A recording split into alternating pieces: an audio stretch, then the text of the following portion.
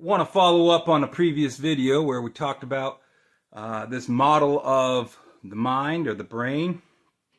Of course, I do believe the mind is more than the brain.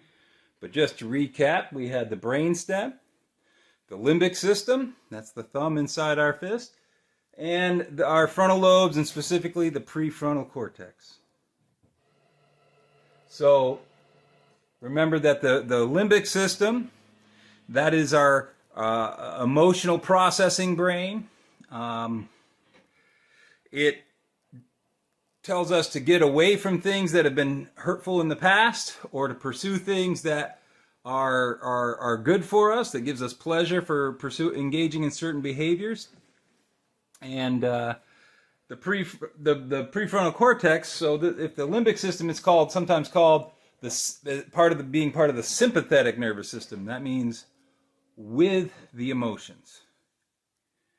The prefrontal cortex, that's the parasympathetic nervous system. It opposes the limbic system. It opposes the sympathetic nervous system. It opposes the emotions taking over. And what happens is sensory inputs, things can come in, we sense things, we get information coming in, and sometimes it hits that limbic system, and the limbic system takes over, and we actually kind of get on like an autopilot. And usually that's where our problem behaviors come from. It's not a problem that we can't think, it's that we lose the ability to think in certain situations. The psychologist Stephen Hayes, who's associated with something called acceptance commitment therapy, uses a metaphor that I really like. He talks about us being bus drivers. And basically, we've been bus drivers since the day we were born.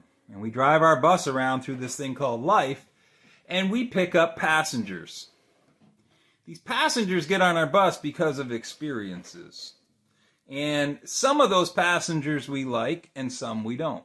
Right? We all have experiences that we enjoy remembering, and we have some experiences we don't enjoy remembering, and sometimes we don't want to remember them at all. The bad news of this is you don't get to kick any of the bus passengers off your bus. Once you've experienced something, you can't ever unexperience it. Now, sometimes when we get wounded, or maybe we didn't get a need met at a certain time in our lives, we pick those experiences. I call those wounding experiences.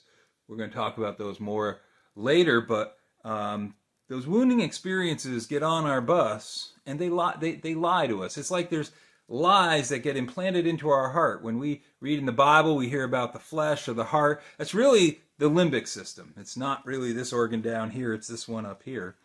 And the liars that get on our bus, all these bus passengers influence where we drive our bus. What happens is especially if we have a really painful experience, and a good friend of mine, when he was 5 years old, his mom left, and he was standing in the driveway, saw mom packing up the car, and was informed she was leaving. He didn't believe it, and he stood and he watched her drive away. And he stayed there and waited in the driveway for hours for mom, who never came back. That would be what I call a wounding experience.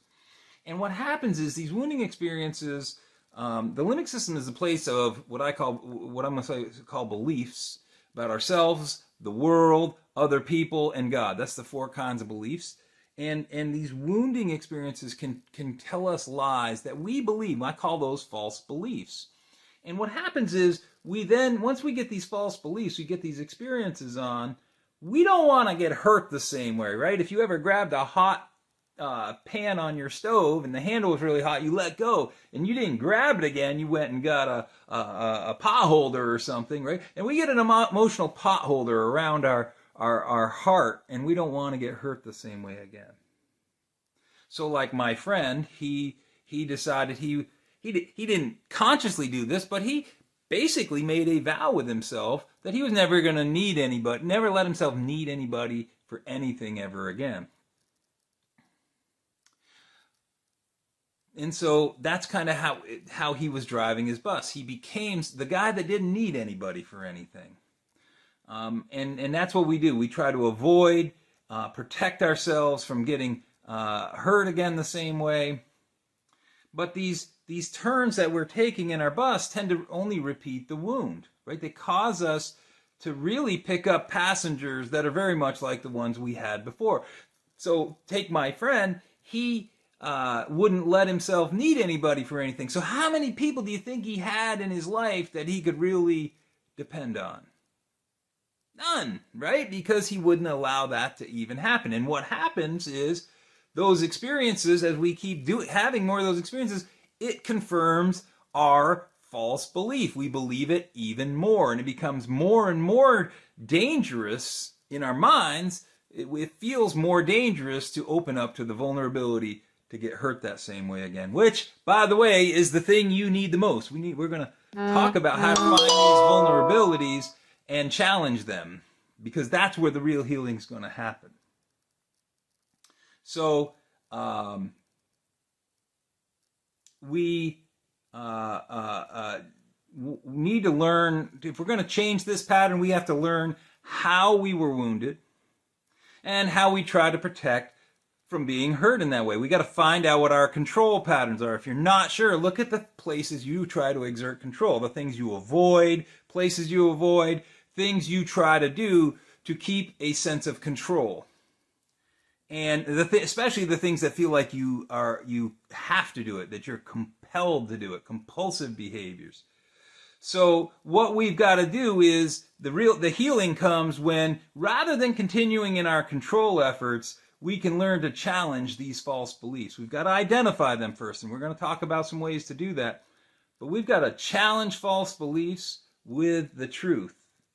And Jesus Christ is the truth, right? He said, I'm the way, the truth, and the life. And if we'll start believing what he says, and believing what he says about us and our future and the plan he has for our lives, if we'll listen to the truth, if we will trust in God's truth, instead of trying to control the outcomes of our lives ourselves, trying to control the outcomes of relationships on our own, if we'll trust God instead, that's where the healing really comes in. It literally will change pathways in your brain. But we've got to be vulnerable to what we fear the most in order to make these changes. God bless you. We'll see you in the next video.